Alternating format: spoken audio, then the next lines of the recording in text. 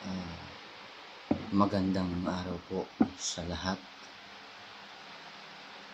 Ah, Ito'y gusto ko lang pong mag-comment sa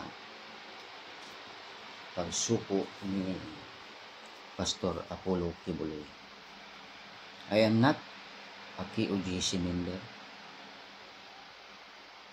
but I am also a believer of Christ. Hindi po ito, wala pong nagdikta sa akin na gawin ito. It is only clearly by my own conscience. Kasi po ako'y taga Mindanao, kaya alam ko po yung mga ilang mga nangyayari sa bansa namin, sa Mindanao.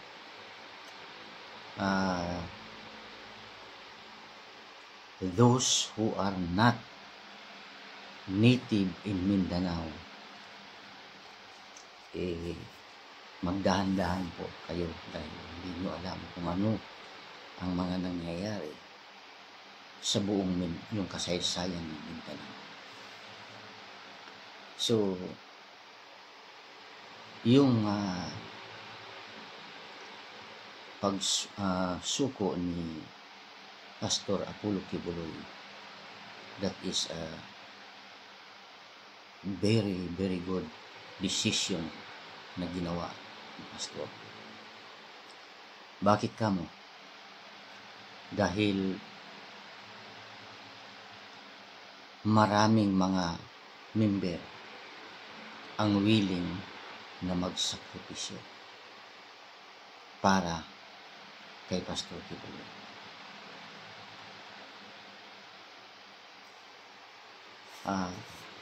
So ito ay yung, at alam ko, kaya siyempre naramdaman natin yan bilang isang leader ay hindi niya na nakayanan ang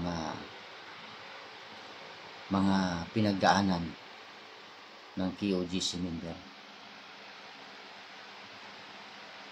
May namatay pa. So dito talagang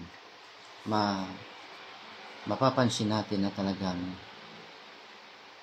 there are a lot of them is willing to die for the leaders. So it means to say na talagang may roong nagawang base doon sa mga sinasabi ng mga tao, talagang maraming nagawang mga bagay na magaganda si Pastor. Nakita naman natin yan every time na mayroong mga sakuna, nandoon ang KOJC para tumulong. Ay ako, masasabi ko lang, si Pastor Kibuloy, lahatin ko na ang isa sa pinakamatapang na mga ngaral sa buong kasaysayan ng Pilipinas. Alam niyo po, napakahabang dekada na nagsakripisyo ang taga Mindanao. Halos lahat ng mga tao ay takot sa NPA. Walang pwedeng sumalungat sa kanilang mga adhikain.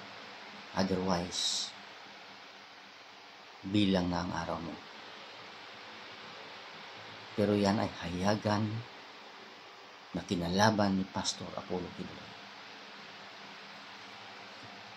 Ano nga ba ang aasahan natin? Kanila Risa Hontiveros, Raul Manuel, at yung isang nakundik pa, na nakaupo pa sa Senado, sa Kongreso. Ano nga ba ang aasahan natin sa kanila? Of course, galit sila. Kaya yung mga yan, gagawa at gagawa ng lahat ng kapamaraanan kung paano pabagsakin si Pastor Kibuloy. Tandaan po natin at napakahabang panahon na talagang, alam niyo po ang batas nila, mayroon kang mata ngunit wala kang nakikita. Meron kang bibig, ngunit hindi ka pwedeng magsalita. Meron kang tainga, ngunit wala kang naririnig. Ganyan po ang kanilang batas. At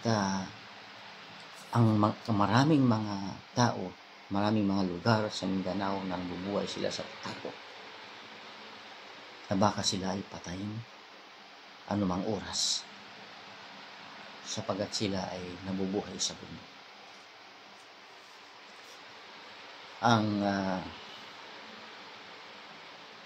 Maraming kaya yan talaga ang dahilan ng pagbagsak ng Pilipinas. Na dapat sana mayroong mga infrastructure sa mga kabundukan, pinipigilan nila. Siyempre nga naman, kapag ka na-develop ang mga kabundukan, wala na silang pagtataguan. Kaya ganyan lang yung nangyari. Sinusunog nila ang mga equipments para wag lang matuloy ang proyekto na maganda ng gobyerno. So, kaya po yan ang isa sa dahilan kung bakit galit ang makakaliwang grupo kay Pastor Kibuloy. At siyempre, natural yan na bilang isang mananampalataya at mamamahayag ng katotohanan, isa na rin dyan ay galit ay siyempre ang diablo. Ngayon, sino ba? Sino ba ang diablo? Siya ba'y literal na makikita natin? Hindi. Ang diablo ay gumagamit din ng mga tao para gawin ang kanilang nais gawin na hindi maganda sa isang mananampalataya. Ganyan. And the works of the devil is to kill, destroy, and kill. Yan po ang kanilang expertise. So yan po ang si Pastor Kibuloy ay dati nang matapang yan. Maaring mayroon lang siyang iniiwasan na mga bagay-bagay. At umahanap lamang ng tsimbo. At ito lang ang gusto ko rin sabihin noon sa mga kritiko, no? Sasabihin ko lang sa inyo, hindi po ako, wala pong nagsabi sa akin na magsalita. It is my voluntary conviction. Bilang si Pastor Kibuloy, nagsimula yan sa talagang napakababa na preach. Ang kanyang napakaliit lang na isang lugar na maliit na kapilya, pero pinagpala siya. Ngayon, ang pagpapalang yun, hindi yun para sa iba, kundi yun ay para sa kanya at sa mga members ng KOGC lamang. Dapat ba natin siyang husgahan? Maaring meron siyang mga nasasabi na hindi tamang pananalita, na hindi tanggap ng ating pandinig. Ihuhusgahan na natin siya ng ganun-ganun na lamang. Tandaan po natin, ito'y salita lamang. Kaya nga, ang mga membro, hindi yan tumitigil sa tinatawag na Bible study o pag-aaral ng salita ng Diyos. Pagsasaliksik, patuloy na pagsasaliksik ng banal na kasulatan. Yung mga membro, hindi naman yan mga walang pinag-aralan, sabihin natin mga tanga. Yan ay matatalino din.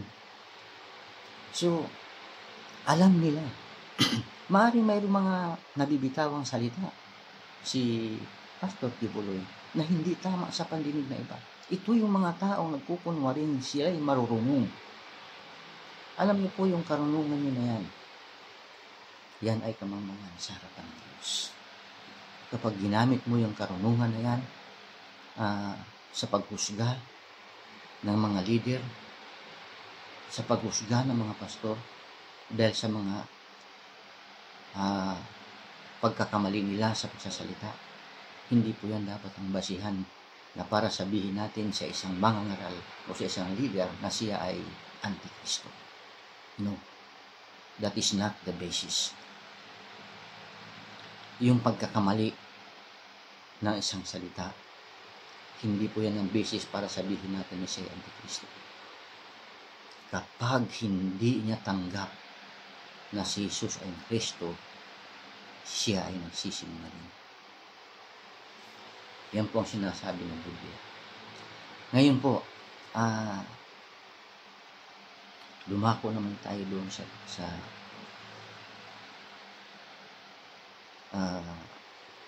alam niyo po, ang isang itong mga mapanghusga, hinihintay lamang nila na magkamali ang isang leader o isang pastor para doon sila kukuha na ikapipintas nila. Sabi nga, the devil is like a roaring lion awaiting someone to devour. Ang hinihintay lamang nila yung magkamali ng isang leader. Hindi lamang kay pastor. Ang magkamali ng isang leader upang mayroon silang magiging basihan na ikaw ay putsain, na ikaw, sa halip na ipanalangin ang isang leader. Alam niyo po, once upon a time, I heard this kind of words of encouragement. Ang sabi niya, the reason why we are criticizing our pastor and leaders in the church because we are not praying for them. Tandaan po natin, even Paul, he asked prayer from the church of Corinth na bigyan siya ng lakas. All of us are only human. We are still subject to sin. Kahit gaano ka pa kasabihin mo na ikaw ay isang mangangaral na talagang napakatindi. Tandaan po natin, si Peter po, ay nasaksihan niya ang mga miracle na nangyayari nung kasama niya ang Panginoon Kristo. Nandiyan na bumuhay ng patay, lumakad sa tubig, at nagpagaling ng mga may sakit. But still, Peter denied Christ 3 times. Diyan po makikita lamang natin na bilang disipulo po ito, disipulo po ito ni Kristo at nakakasama niya.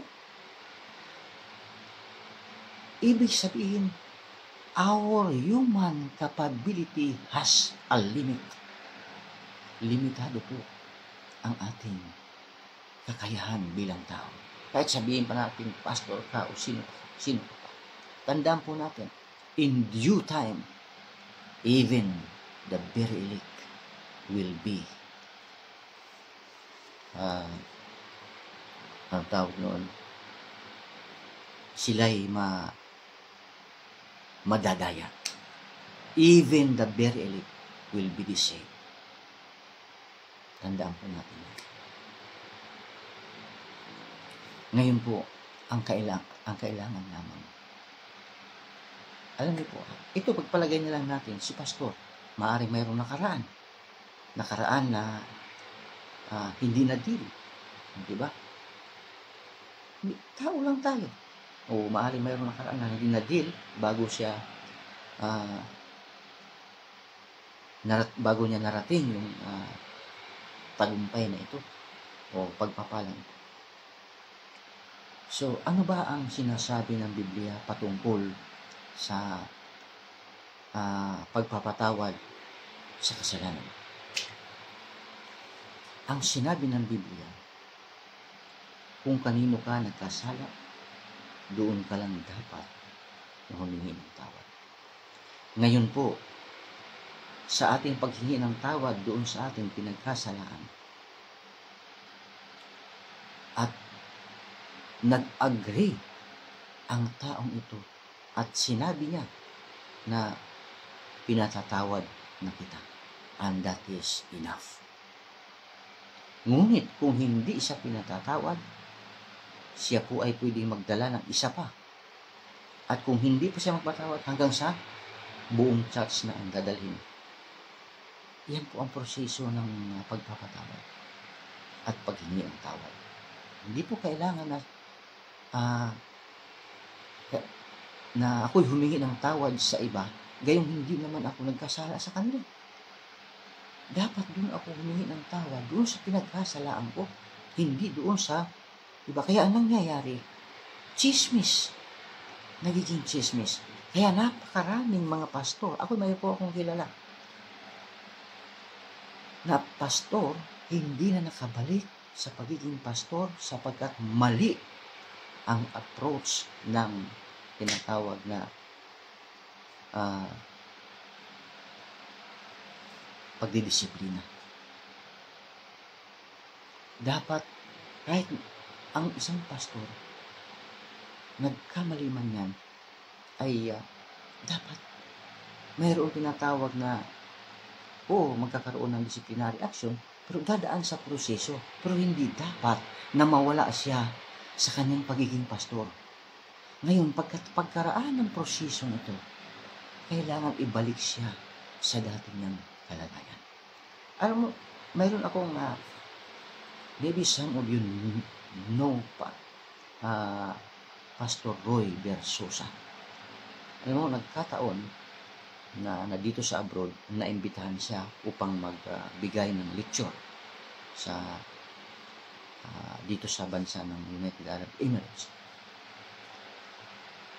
At it so happened na nabigyan tayo ng pagkakataon na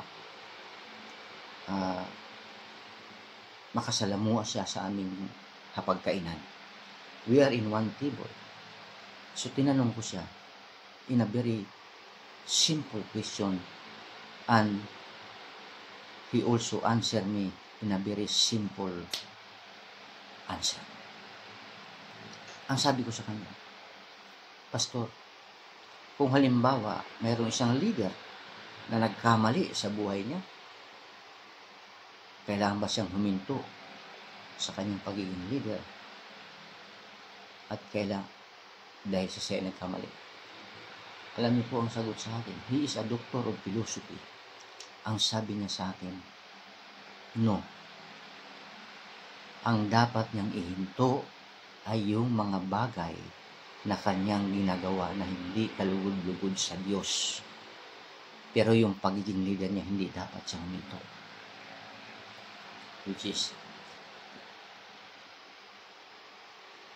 full of wisdom. Yun ang sinasabi ko. Kapag ang isang tao makitid ang pangunawa, nagiging judgmental yan sa kanyang kapwa. When it comes to spirituality, kailangan po malawak ang ating kaunawaan dyan. Isang napakalawak. Maaaring hindi natin kaya ito, subalit ito'y binibigay ng Diyos sa atin kung ito'y hihingin natin sa Kanya. So, yun po ang tandaan po natin na hindi po basihan ang pagkakamali ng isang pastor o isang leader ng church sa kanya lamang pagsasalita.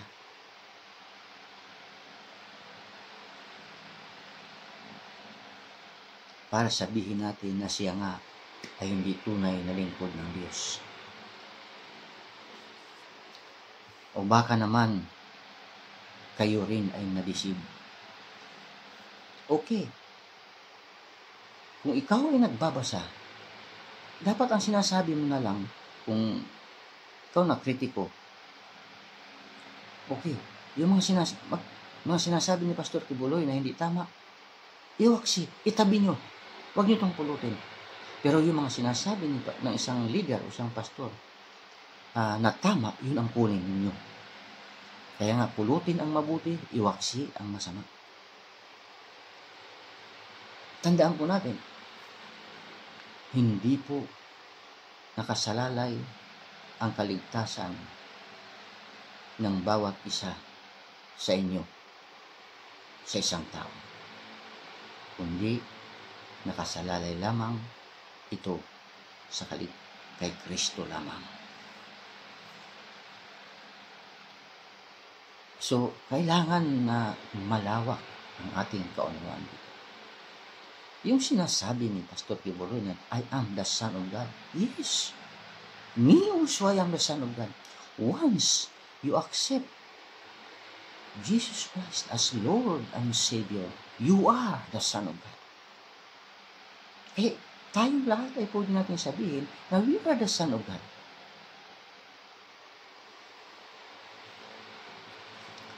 Ngayon po, kung sa tingin natin na may mga pagkakamali si Pastor Kibuloy sa kanyang mga sinasabi, sa kanyang pagsasalita, so anong gagawin natin?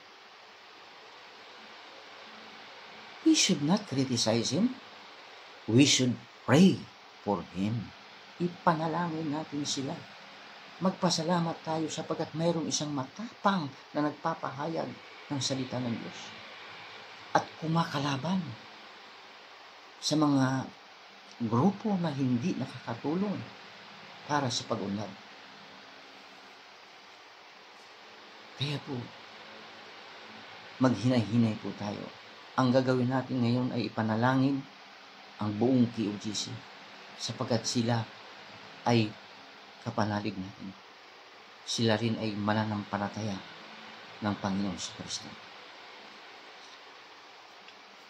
Ano man po ang kanilang way of worship, hindi na po natin trabaho ang husgahan sila. Ang trabaho natin lamang ay sila ay ipanalangin na kung sa tingin natin merong maling katuruan, so let us pray for the pastor. Alam niyo po, hindi yan palalaguin ng Panginoon na ganun aabot sila ng milyon. Kung yan ay hindi yan hayaan ng Diyos na gumawa. Inuulit ko, hindi po ako KOGC. Ito'y sinasabi ko lang.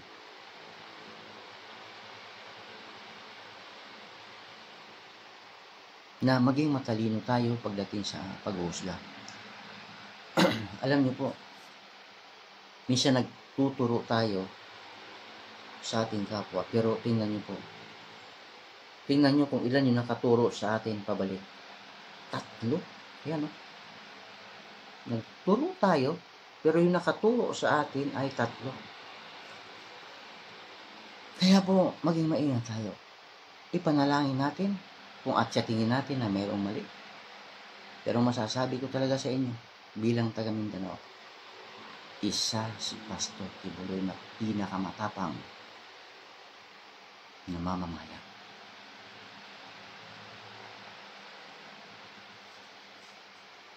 So yun lang po ang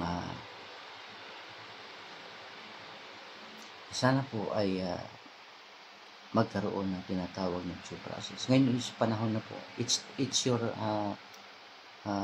chance, Pastor Kibuloy, to defend yourself in the court.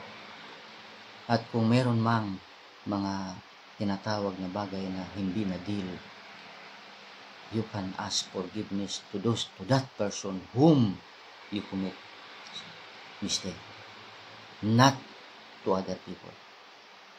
Yan po ang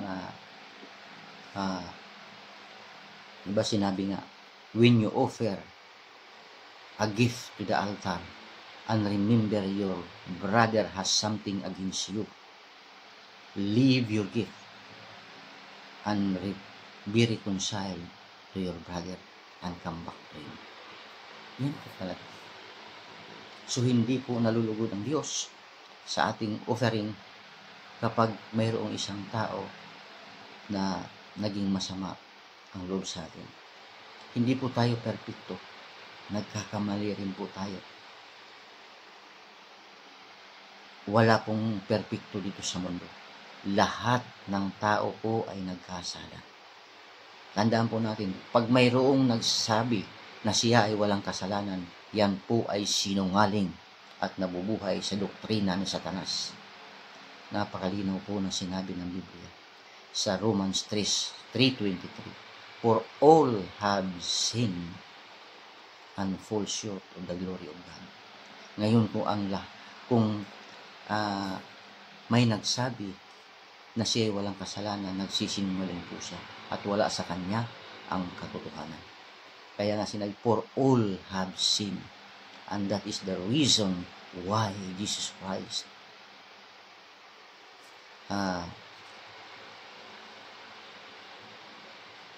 bakit siya naririto? Bakit siya pumarito? Dahil upang tayo ay magkaroon ng pag-asa. Alam niyo po, sino-sino ba ang mga galit kay Pastor Kibuloy? Vice Ganda. Ano ba ang buhay ni Vice Ganda? Is he a good example to the Philippines? Tanggap na ba ng tao ngayon na magkaroon ng tinatawag na same-sex marriage? Hindi po yan nakadesign. Hindi po yan dinesign ng Biblia. And the reason why Sodom and Gomorrah ay nagunaw dahil dyan sa kagaya niyang ginagawa ng isang sikat na personalidad. Isang lalaki sa kapwa lalaki. I love him. Both of them I love him. But I hate what they are doing. Sabi nga, love the sinner but not love the sinner but not the sin. Yan po. Kaya huwag po tayo magtaka.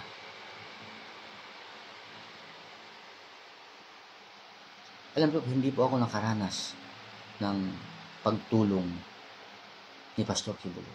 Pero nakikita ko sa telebisyon kung paano siya namigay ng mga relief goods doon sa mga nangailangan na biktima ng mga bagyo. Nandoon siya. Ito po, may naririnig ako. Ang problema dito, kung minsan yung mga dating membro Ngayon, kung ayaw nyo, huwag na kayong magsalita pa ng maglaban. Umalis na lang kayo. Pero huwag na kayong magsalita. Kasi, kapag po ay siniraan ninyo ang inyong leader, lalo pat siya mananampalataya kay Kristo, hindi po yung tao na yan ang inyong sinisiraan, kundi si Kristo. Yan po ang totoo niyan.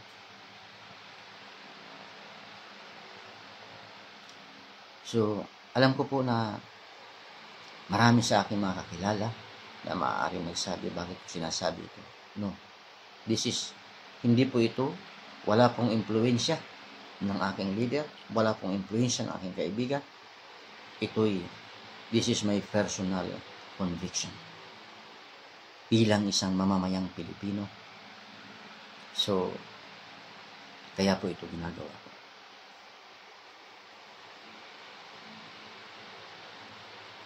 Ito pa, ang isa kong sasabihin. Ano ba ang Senado? Bakit ayaw ni Pastor Kibuloy na mag-appear sa Senado? Trial by publicity. Hindi pa nga na-convict. Pero sa ibang tao, he is already a convicted. Luis Hontiveros using somebody para lang magsalita laban sa kanya. Dapat po mayroong mabigat na parusa dyan sa mga ganyan na binabayaran ng isang tao, gumagawa ng script para sabihin doon na ito ang sasabihin mo. Dahil iba po yung nagsasabi ng totoo at sa mga scripted na patotoo. Magkaiba po talaga yan. Mahuhuli yan. Yung mga tao na nag-aaral ng psychology, huling-huli po yan.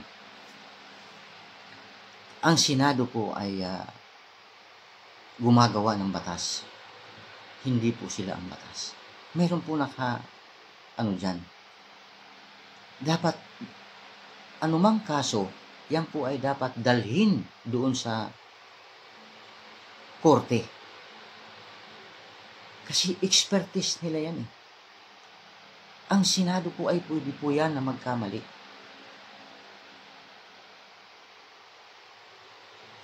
Ang Kongreso ay pwede rin po yan magkamali. Hindi po yan ang trabaho nila. They are just making the law, not implementing the law. Ang korte po ang dapat na magsagawa ng anumang investigasyon. Kasi po yan po ang kanilang pinag-aaralan. Kasi kaya po ang nangyayari, pinagpipistahan ng mga vlogger. Pinagpipistahan. Ngayon kung sino ang kakampi, siyempre kakampihan doon. Gagawa yan ng istorya. Para siya makagawa ng content. Para siya makagawa kung paano niya makampihan yung kanyang kaibigan. Ganyan yan ang nangyayari. Dahil ang YouTube ay nagbabayad kapag maraming views. So, hindi na po nangyayari yung tamang, kaya nga nangyayari pinagpipistahan ng mga vlogger. So, ewan ko kung ano po nangyayari. Hindi po ganyan nangyayari. May mga bagay na dapat isiwalat at may mga bagay na hindi dapat. So, yun ang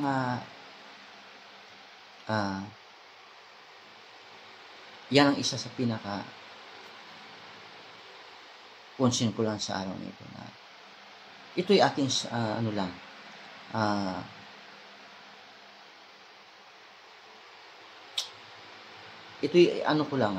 ito'y aking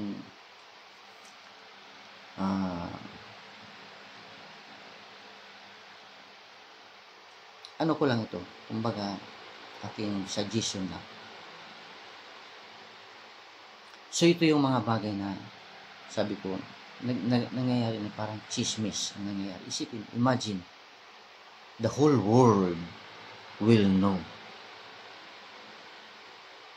na dapat sana sa bansang Pilipinas lamang ito dapat na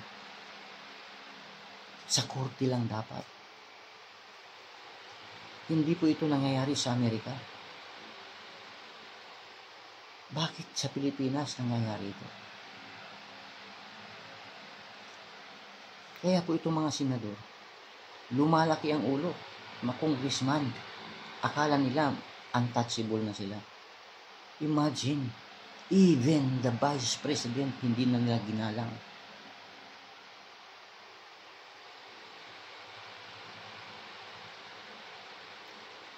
Isa sa pinakamataas. Ito nagsalita na si Congressman Marcolita. Isa sa pinakamataas na posisyon sa Pilipinas ay ang Vice President. At ganun-ganunin nga lamang na kung magtanong kayo na parang akala ninyo kayo napakalinis.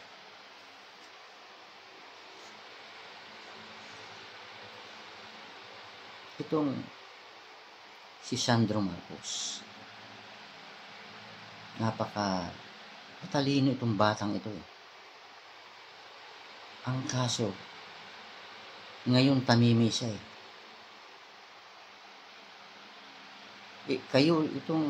ito yung mga future leader na matatalino Pero anong nangyari sa iyo, Sandro?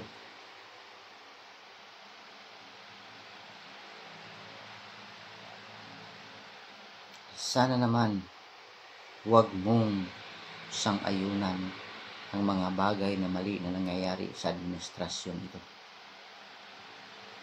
Kahit ikaw noon, pinupuli ka pa ni Pastor Kibuloy. Pero ngayon, nasaan ka? Ibig sabihin, sumasang-ayon ka na sa mga nangyayari.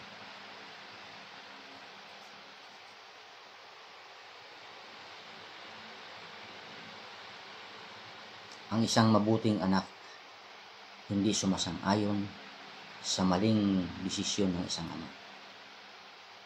Pero kapag sinasang-ayunan mo ang mali, you are not a good child. Yun lang po, ito po'y ano ko lang, kanya-kanya tayo na, alam mo na iniisip, kanya-kanya tayo na ideas. But in the end, lahat tayo ay huhusgahan din. So, God bless to everyone. At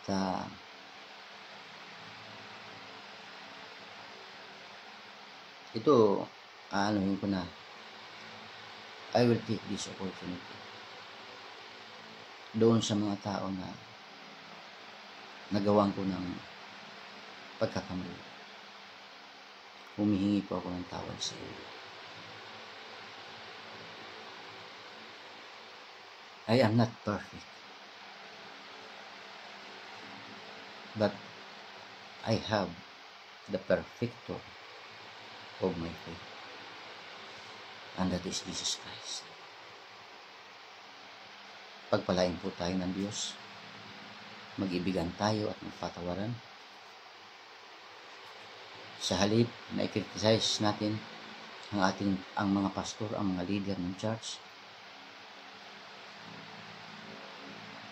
ipanalangin natin sila. Meron man silang pagkakamali, let us pray for them.